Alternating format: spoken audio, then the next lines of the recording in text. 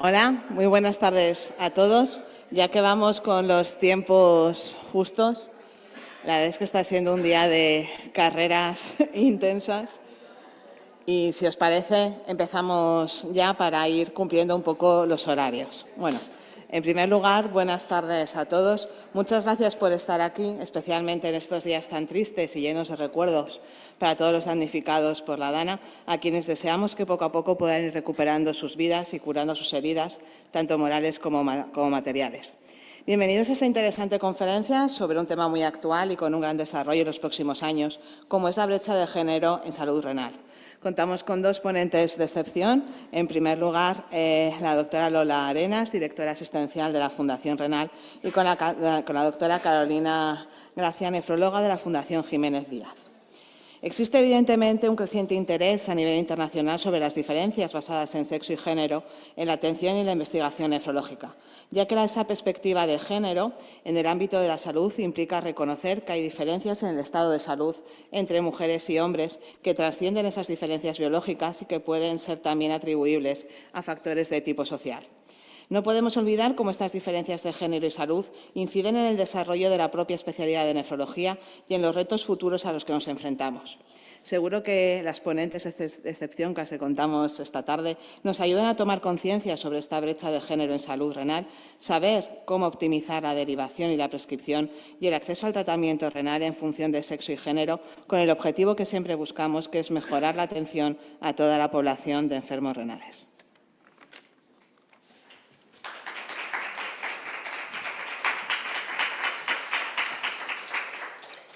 Hola, buenas tardes a todos. Muchas gracias por estar aquí. A ver, ¿cómo voy aquí? Es que venimos de otro lado corriendo. Bueno, vamos a hablar, Carolina y yo, de cómo optimizar la derivación, la prescripción y el acceso al tratamiento renal en función de sexo o género. Estos son temas que ya se vienen hablando hace ya tiempo. Sabemos que la enfermedad renal crónica es más prevalente en mujeres que en hombres, que la progresión de la función renal es más rápida en hombres que en mujeres, que menos mujeres, sabemos que, fijaros, el 60% son varones y el 30% son mujeres en diálisis, menos mujeres que hombres en diálisis, y además las mujeres inician diálisis a mayor edad y menor filtrado glomerular que los hombres. Es menos probable que una mujer empiece diálisis con fístula. Las mujeres tienen mayor riesgo de ser infradializadas, tienen más riesgo de recibir más eritropoyetina y en el trasplante renal sabemos que las mujeres tienen menos posibilidades de recibir trasplante de riñón que los hombres, pero constituyen la mayoría de los donantes vivos de riñón. Esto es lo que dice la bibliografía y ahora vamos a ir desgranando algunas de las cosas intentando... A ver, que no va... perdón. Y luego otro tema importante, que yo creo que es bastante importante también, y es que la ventaja de supervivencia de las mujeres disminuye en hemodiálisis por causas no cardiovasculares, especialmente en mujeres de jóvenes, antes de la diálisis. Los hombres se mueren más, pero esa ventaja que teníamos las mujeres la perdemos cuando entramos en diálisis. Se ha dicho que esto puede tener que ver con este mayor uso de catéteres, por tanto, nos tendremos que esforzar en que la mujer entre en diálisis no con catéteres, sino con fístulas. Mayor riesgo de infradiálisis, si realmente la estamos dializando menos, deberíamos procurar dializarla más, y mayor predisposición a infecciones por factores hormonales sobre los que no podemos influir. Entonces, ¿a qué se debe esta desigualdad? ¿Existen causas biológicas que lo justifiquen? ¿Y esto es evitable o es inevitable? Hombres y mujeres claramente no somos iguales, en eso estamos todos de acuerdo. Y reconocer este hecho es fundamental para prevenir el sesgo de género, que luego intentaré aclarar un poquito, que es el diferente esfuerzo diagnóstico o terapéutico en un sexo frente a otro, y que muchas veces tiene que ver con la información sesgada que ocurre. Cometemos sesgo de género cuando partimos de un planteamiento erróneo de igualdad o de diferencia. Es decir, cuando pensamos que somos distintos en cosas que somos iguales, o cuando pensamos que somos iguales en cosas que somos distintos. Y que además ese conocimiento, esa sensación que nosotros tenemos, o esa idea, conduce a una conducta desigual en los servicios sanitarios y es discriminatoria de un sexo respecto a otro. No siempre es en contra de la mujer. Os pongo el ejemplo de la osteoporosis. La osteoporosis, que siempre la tenemos ligada a la mujer, hay hombres que también tienen osteoporosis y podemos no diagnosticarlos y no tratarlos. Esto no se trata de hombres, mujeres y la bandera del feminismo. Esto quiero dejarlo muy claro. Y luego, una cosa es sesgo de sexo, que son factores biológicos inevitables. Obviamente los hombres tienen testosterona, las mujeres tenemos estrógenos y esto condiciona una serie de diferencias. Y las condiciones de género o las diferencias por género son características que la sociedad atribuye a la masculinidad o feminidad, fruto muchas veces del conocimiento y unas prácticas sesgadas. Ha dicho antes Ichi que en investigación no siempre ponemos a las mujeres, no están representadas las mujeres de la misma manera que los hombres. Y estas diferencias biológicas muchas veces son las que amparan estas diferencias, desigualdades de género en la toma de decisión. Ya os digo, muchas veces por un conocimiento sesgado. Los nefrólogos lo saben. Los nefrólogos lo sabemos, que las mujeres se enfrentan con más desafíos para acceder a la atención médica que tienen que ver con normas sociales, con roles de responsabilidad de cuidado, con desempoderamiento, con falta de apoyo, con estereotipos que tenemos en la cabeza, incluso en síntomas de enfermedades y desventajas sociales y económicas arraigadas. Y la cuestión es cómo podemos evitarlo. Vamos a empezar por el seguimiento en la consulta de nefrología. Os he dicho antes, la progresión de la función renal es más rápida en hombres que en mujeres. ¿Qué tienen los hombres? Bueno, pues en general, a nivel sociocultural, que pudiera ser modificable, estilos de vida en general menos saludables, peores hábitos alimenticios, menos adherencia a restricciones dietéticas, mayor eficacia de IECAS y ARA2, factores de riesgo modificables como el índice de masa corporal o la glucemia que aceleran más la progresión de la enfermedad renal o mayor riesgo en tratamientos de afirmación de género. Es decir, ¿qué podemos hacer? Tenerlo esto en cuenta, planificar el seguimiento en hombres y en mujeres adaptados a estas características, a estas necesidades de atención médica especiales. Mayor atención en la formación, en la promoción del rol de autocuidado de la enfermedad y falta de herencia de los hombres. Y a lo mejor tenemos que hacer un tratamiento más intensificado en los hombres que en las mujeres para evitar esta progresión rápida de la función renal. Luego tenemos el aspecto de la toma de decisiones y el acceso a diálisis. Menos mujeres que hombres hay en diálisis. Esto puede ser también un factor de sexo, pero el tema del sexo no nos compete, no lo podemos cambiar, pero sí podemos cambiar lo que sea diferencia de género, que es modificable. El rol de cuidadora y responsabilidades que tiene la mujer, menor conciencia de enfermedad. Esto es algo que está registrado en múltiples estudios.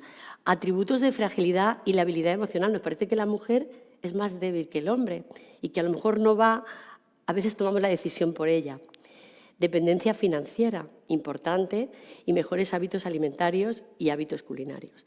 Entonces, las mujeres ancianas se ha visto que optan por tratamiento conservador más que los varones, que los niveles de conciencia de enfermedad es diferente en hombres que en mujeres. Las mujeres tienen menos conciencia de enfermedad, entonces acuden menos y piden menos ayuda.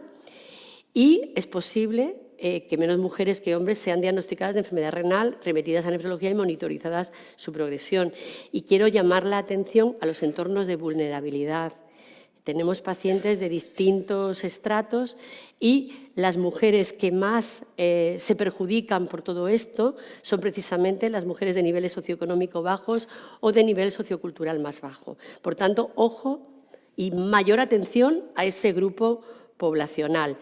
¿Qué podemos hacer? Volvemos a lo mismo, planificar la toma de decisiones, inicio de tratamiento renal sustitutivo, teniendo en cuenta estas diferencias que existen entre hombres y mujeres, contemplar la individualidad, apoyar ese rol de la mujer, hacérselo fácil, anticiparnos a ella, ya que ella no va a pedir ayuda, facilitar la conciliación de la diálisis con las responsabilidades del rol de la mujer. No todo es trabajo remunerado. Ese rol de la mujer del cuidado de hijos, de cuidado de padres, de cuidado de familia, también es importante darle valor y necesitamos ese equipo interdisciplinar que evalúe desde la biografía, no solo desde los aspectos médicos, que siempre nos pasa, ¿no? ¿Qué pasa con el acceso vascular? Ahora ha habido varias ponencias sobre este tema. Parece que las mujeres tienen más probabilidad de iniciar hemodiálisis con catéter, más probabilidad de que la hemodiálisis, que la fístula sea en codo o prótesis, menores tasas de maduración y menor tasa de utilización de la fístula. Y en las mujeres que se someten a un intento de fístula se realiza más tarde y es menos probable que usen su fístula con éxito. Esto pasa igual que en el tema cardiovascular con los cateterismos, como se vio en el año 90, que una mujer con un infarto de miocardio tenía menos probabilidad de que se le hiciera un cateterismo cardíaco. Y esto fue lo que levantó la voz de alarma en este tema. Acciones. Vamos a ir al grano, ¿no? Tenemos esa idea preconcebida de que los vasos son más pequeños en la mujer que el hombre. Bueno, hay muchos estudios que ya dicen que los diámetros de los vasos no difieren y, ojo, no tienen tanta importancia a la hora de predecir el funcionamiento de un acceso vascular. Y sí, es cierto y se ha comprobado que por un tema de hormonas las mujeres pueden tener un retraso en la maduración de la fístula. Consecuencias, pueden tener una mayor tasa de fallo primario, peor resultado de cirugía y menores tasas de maduración. ¿Qué podemos hacer? Anticiparnos. Mejorar el entrenamiento quirúrgico y la experiencia de los cirujanos en la creación de fístulas en mujeres. No puede ser el residente el que atienda a una persona que puede tener dificultad para hacer un acceso vascular. Elección del mejor acceso vascular, valorar fístulas brachiocefálicas, prótesis, antes de elegir un catéter. No tenemos por qué ir directamente a lo fácil. Y luego elegir bien el momento. Es decir, una mujer que sabemos que va a madurar más tarde, pues no tiene por qué entrar en diálisis con un catéter, anticipémonos. Si al hombre se lo hacemos con un filtrado, yo qué sé, de 15, pues hagámoslo con 20 y le demos tiempo a que esa fístula madure y entren, porque sabemos que afecta a la supervivencia. Y fijaros, os pongo este ejemplo, que son datos propios de la Fundación Renal que hemos traído a este congreso, que fue fruto de una idea de Mariluz, que es una enfermera nuestra de Salamanca. Pues 1.432 pacientes, casi 300.000 sesiones de diálisis. Las mujeres tenían mayor probabilidad de catéter, mayor probabilidad de hemodiálisis convencional, menor tiempo de hemodiálisis, menor tamaño del dializador y menor flujo del acceso vascular y de diálisis. Conseguían alcanzar el KT, pero fijaros, el KT de las mujeres está en 40 y el KT de 45 en hombres. Tendríamos a lo mejor que replantearnos esto, porque a lo mejor esa disminución de la ventaja de supervivencia, si subiéramos el objetivo del KT de las mujeres a un 45, igual mantienen esa ventaja de supervivencia.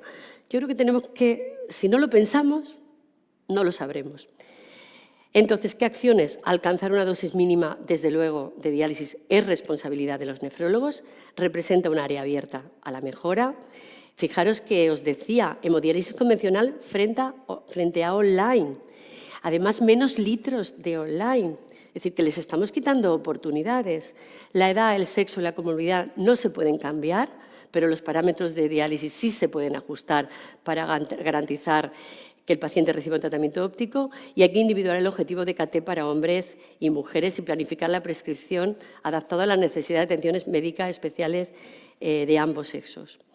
En cuanto a la prescripción de eritropoyetina, pues volvemos a lo mismo. Es que la hemoglobina, pensamos en el mismo objetivo de hemoglobina, no lo cambiamos y las mujeres tienen en general menos hemoglobina que los hombres, pero cuando llegan a diálisis los llevamos a todos al mismo sitio y por tanto utilizamos más eritropoyetina. Hay que individuar el objetivo para hombres y mujeres y planificar la prescripción adaptando a las necesidades médicas especiales de ambos sexos. Y luego en el tema del trasplante, esto de que las mujeres no solo donan riñones vivos y no relacionados más a menudo, sino también tienen menos probabilidad de recibir un riñón de un donante vivo que los hombres. Esto tenemos que hacérnoslo ver. Hay factores biológicos, pues niveles más altos de anticuerpos preformados, mayor incidencia en hombres de enfermedades que requieren trasplante, mayor prevalencia de arteriosclerosis, eso podría estar justificado, pero desde luego puede haber una desigualdad por género, factores psicosocioeconómicos dependientes de género, falta de redes de apoyo social, diferencias en los comportamientos entre géneros. Os enseño este mapa. Este mapa es, fijaros, cómo hay países que son típicamente donantes y países que son típicamente receptores, los hombres en relación a las mujeres. Hay diferencias socioculturales, hay diferencias socioeconómicas, hay diferencias que tenemos que trabajar conjuntamente para disminuirlas. Abordar las diferencias de poder, desafiar el patriarcado sistémico, gestionar los prejuicios que son inconsistentes, apoyo social, educación, tratamiento de la hiperinmunidad en mujeres y cuidar también en ellas, evitar esta hiperinmunidad. Así que esto ha sido breve porque tenemos muy poco tiempo. Existen diferencias entre hombres y mujeres con enfermedad renal. Algunos aspectos está claro que tienen una base biológica, pero otros pueden explicarse por factores socioculturales y nos deben alertar de una desventaja en el cuidado de la mujer. Y ahora, cuando oigáis a Carolina, lo vais a ver mucho más claro. Tomar conciencia del hecho, yo creo que esto es lo más importante, y seguir investigando, seguir estudiando estas diferencias. No sabemos si existen o no, tenemos que estudiarlas. Además, hay diferencias, es decir, puede que en vuestro centro no las haya, pero en el otro sí. En las que haya, hay que analizarlo, investigarlo, actuar y aplicar la perspectiva de género en la investigación. Hay un decálogo pro géneros que os invito a que leáis en el artículo último que hemos publicado en Nefroplus. Y no me extiendo más, simplemente os invito a que os hagáis estas reflexiones. Muchas gracias. ¿Un minuto? No, más. He tardado.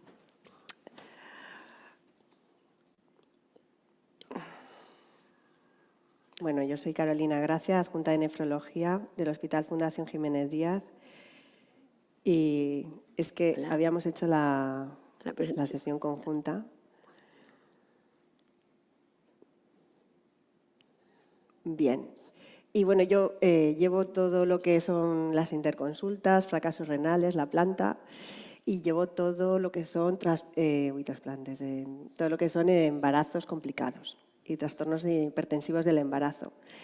Y me uní al grupo de trabajo de género y salud renal porque efectivamente pues, te das cuenta que la sociedad está pidiendo un cambio y hay que darse cuenta de eso y hay que dárselo. Entonces, lo que antiguamente en otras generaciones y no tan antiguas se aceptaba mortalidad durante un embarazo, ahora no se puede aceptar. Recientemente, pues, la sociedad todavía pues, le llama la atención y a nosotros también, ¿no? Por ejemplo, hace 2 años, o sea, el verano pasado, que falleció esta atleta, ganadora medallista del Mundial de Atletismo, por una preeclampsia en el último trimestre. A raíz de ese fallecimiento, la BBC publicó un artículo reciente que me lo mandó mi jefe y hablaba de la preeclampsia como en la misteriosa muerte que los científicos no resuelven. Y además decía el artículo, que para las mujeres leerlo ya era duro, que pues, la preeclampsia pues, podía producir 70.000 muertes al año maternales y que que 2 o 3 mujeres que hayan tenido preeclampsia pueden tener un riesgo cardiovascular alto y fallecer incluso pues, de una muerte cardíaca súbita. Además, decía el doctor que escribía este artículo, que de hecho pues, que hablaba también de los biomarcadores que todos conocemos, que había que encontrar todavía tratamientos para la prevención durante el embarazo y en el posparto, que es lo importante. Como todos sabéis, en las últimas décadas pues, se va conociendo más la fisiopatología del embarazo y el diagnóstico de la preeclampsia con los nuevos biomarcadores, que es el SFLT1 y la placenta growth factor, y con esos cocientes pues, podemos detectar a aquellas mujeres que van a tener preeclampsia, que es un avance increíble. Y además se sabe pues, qué impacto produce a nivel de la enfermedad renal cardíaca y también del riesgo cardiovascular. En el 2008, que fue casi el Congreso de Copenhague, en Dinamarca, pues empezaron el artículo de Vixe a publicarse de que la paciente que tenía preeclampsia tenía 4 veces más riesgo de tener enfermedad renal crónica a los 14 años y en el 2019 se publica otro artículo en el que dice que la mujer que tiene preeclampsia sin haber tenido ninguna otra enfermedad ni comorbilidad previa, tiene 5 veces más riesgo de tener enfermedad renal crónica. Que esto lo sabemos, los nefrólogos lo sé. Aquí no es el punto. El punto es si alguno de vosotros pone la mano en el fuego de que ahora mismo se esté dando un alta en vuestro hospital de ginecología con una preeclampsia leve y se esté derivando al médico de atención primaria o la paciente sepa que tenga que tomar antihipertensivos o que tiene este riesgo cardiovascular. Ahí está la pregunta. Para saber eso, desde el Grupo de Trabajo de Género y Salud Renal, pues primero tenemos que saber si se está diagnosticando bien este trastorno hipertensivo del embarazo en España y si estamos haciendo correctamente este seguimiento. No hay muchos artículos donde participemos, pero bueno, en el 2016 participó Cataluña y Valencia y dio pues, estos resultados.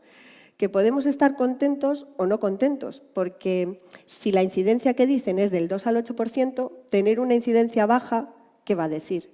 Pues que no hacemos ni caso. Entonces, nuestros vecinos, Francia tiene una incidencia de 2,3, Portugal 1,4 y España 0,9. ¿Qué quiere decir esto? Que no lo estamos diagnosticando, que no estamos haciendo caso a las mujeres que están con preeclampsia, vaya. Nosotros fuimos un pasito más allá y dijimos, bueno, pues vamos a sacar datos del Ministerio. Entonces, del registro de actualización de atención especializada al alta hospitalaria se toman los datos de lo que se codifica como diagnóstico de preeclampsia, de trastorno hipertensivo del embarazo, todo. Y la incidencia, bueno, pues en el 2016, que había la publicación de un 0,9, bueno, pues la verdad es que estuvimos un poco más contentos porque era un 1,8, ¿vale? Un poquito más, a pesar de que dicen del 2 al 8%.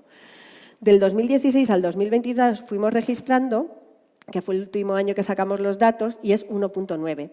Y sí que hay un incremento significativo en esta incidencia.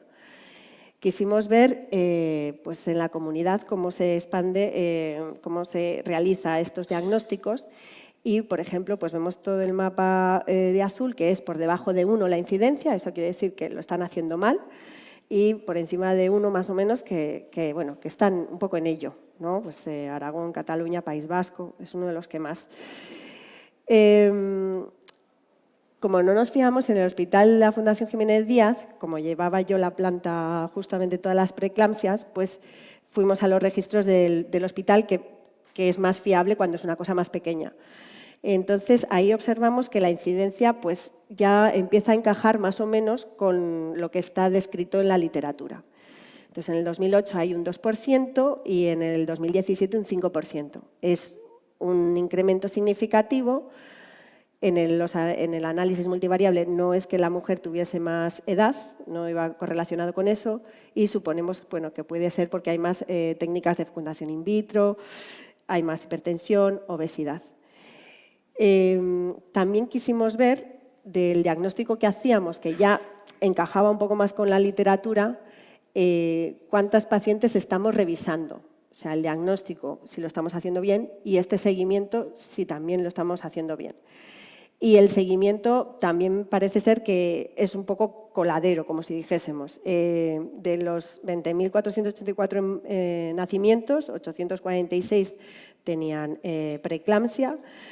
De esos pudimos analizar 780 y, como vemos, solo 210, que es 27%, nos llamaron, porque era una preeclampsia moderada que tenía más de 2 antihipertensivos, se ponen nerviosos y ya nos llaman. Pero de las 570 restantes no tienen ningún seguimiento ni por nuestra parte, ni tenían ninguna vía clínica que ahora les comentaré para este seguimiento del riesgo cardiovascular. Efectivamente, como dice la literatura, de estos 210 pacientes, que 170 las vimos en nefrología, ya vemos que el alta, las pacientes pues están un poco que a veces no se enteran de que nos tienen que venir a visitar o no les hemos hecho hincapié, siempre la verdad es que somos nosotros los que fallamos y pues pudimos dar altas, pues como está en la literatura, pues un alto porcentaje de estas pacientes en los 4 primeros meses y en el primer año se pueden dar de alta.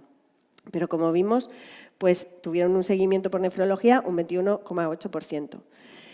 Así que desde nuestro grupo de trabajo pues hemos marcado una trayectoria que nos hemos embarcado, en donde para nosotros existe el cuarto trimestre, que es el puerperio, y que los ginecólogos y obstetras y los de familia saben que hay un vacío y que tenemos que atacar eso. Ya se publica en el 2021 en el Hypertension unas guías de trastornos hipertensivos del embarazo, en donde solo dicen que la función renal y la albuminuria son los pronósticos del riesgo cardiovascular de la mujer. Entonces, a las 6-12 semanas, este Cardiovascular Disease Risk Assessment consiste en albuminuria y función renal, además de medir la tensión y eso. Y nuestras guías de la SEGO españolas lo que dicen es toma de tensión arterial 2 o 3 veces por semana, recomendar la visita, obviamente, a la matrona siempre, y visita al médico de familia a las 2 semanas para valorar la continuidad del tratamiento hipotensor o el diagnóstico ya de una hipertensión crónica. El proyecto que tenemos en marcha, nos pusimos en contacto con la Sociedad de Médicos de Atención Primaria y también con la Sociedad Española de Ginecología y Obstetricia, en donde pues son 3 fases. En la primera, se me ha olvidado, obviamente, que no hay ningún registro de trastornos hipertensivos del embarazo a nivel nacional. Entonces, pues la necesidad está ahí, porque si el antecedente de preeclampsia es un riesgo de enfermedad renal crónica, nos debíamos a la situación de buscar estas pacientes. Así que hay una primera fase donde participamos estas comunidades, Andalucía, Cataluña, Madrid, Navarra y Valencia, donde vamos a rescatar por la documentación clínica, a ver esos trastornos hipertensivos y ver cuántas tenía de seguimiento en atención primaria. En otra segunda fase, lo que vamos a hacer es diseñar una página web, un registro, donde tengamos estas pacientes y además hagamos un riesgo cardiovascular y un estudio de enfermedad renal a nivel de biomarcadores en esta segunda fase, y en una tercera fase, como no, ya hacer un registro nacional, realizar un análisis de impacto del riesgo cardiovascular al año de la presencia de los trastornos hipertensivos y un protocolo a la alta hospitalaria de enlace con atención primaria y ginecología obstetricia. Como conclusiones, que el registro de trastornos hipertensivos, hay una gran disparidad de incidencias entre las comunidades autónomas, que hay un aumento significativo de esta incidencia, que hay un alto porcentaje de puérperas con trastorno hipertensivo del embarazo que al alta no tienen ningún seguimiento por el médico de atención primaria, que la función renal y la albuminuria son marcadores esenciales para el seguimiento de este riesgo cardiovascular, que se necesita una vía clínica al alta de hospitalización del enlace entre obstetricia, medicina y familia, programas de sensibilización, formación e información específica sobre el autocuidado a nivel cardiovascular, como la toma de tensión y la función renal, y que tener en cuenta que el puerperio, que lo dicen los obstetras, que muchas veces las dejamos abandonadas, que sea el cuarto trimestre, que importe, y que es un periodo donde la mujer se encarga sobre todo del cuidado del recién nacido y que no tiene casi tiempo ni para ir a consultas, y entonces que tiene que ser una medicina más dirigida y que participe en la medicina virtual. Y como conclusión también con Lola, que vamos a seguir continuando trabajando de una manera transversal con el resto de grupos de trabajo para ejercer acciones con el fin de evitar el sesgo de género en nefrología. Muchas gracias.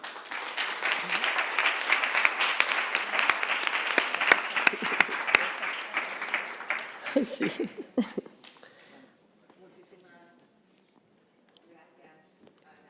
Dos ponentes, aunque estamos con los tiempos justos. Ya, ¿Alguna pregunta desde la sala?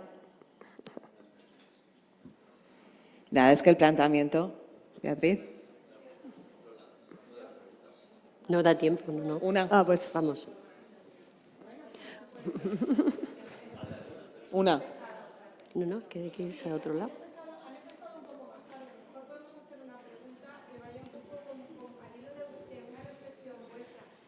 Efectivamente, las cosas han cambiado mucho y las mujeres en edad fértil también han cambiado mucho, y el espectro de la mujer en edad fértil también ha cambiado mucho. Entonces, la pregunta es la siguiente. Esto que estáis haciendo y que es fantástico en la Fundación Jiménez Díaz y que vamos seguramente todos los demás a intentar extrapolar a otros ámbitos de la nefrología, ¿cómo pensáis ponerlo en marcha para que sea algo reproducible en el resto de las comunidades autónomas? Porque Madrid, y aparte de la Fundación, Madrid es una comunidad autónoma poderosa desde el punto de vista quizá de enlaces y de consultas. ¿Tenéis algún plan de acción a nivel nacional que nos queráis comunicar? Sí, sí. De hecho, desde nuestro trabajo de género y salud renal, pues estamos con ello. Primero pues vamos a escalas. Entonces, primero va a ser más dirigido entre las comunidades que tenemos más feedback con ginecología obstetricia, pero sí, el objetivo es nacional. Yo Sí. porque no tenemos tiempo, perdón, soy Marta Arias, la coordinadora del grupo de género. Quien esté interesado, lo vamos a explicar más concretamente, este proyecto piloto que queremos hacer con diferentes comunidades. Os invitamos a quien estéis interesados en participar en este proyecto, que yo creo que nos ayudará enormemente a mejorar esta comunicación que tenemos con otras sociedades, sobre todo atención primaria, para conseguir mejorar todo este seguimiento. Así que ya dejamos al siguiente. No sé si Carolina, si querías comentar algo más. La reunión del grupo de trabajo es a las 6, creo que es en el seminario 5, que es justo aquí arriba. Así que estáis todos invitados los que queráis venir.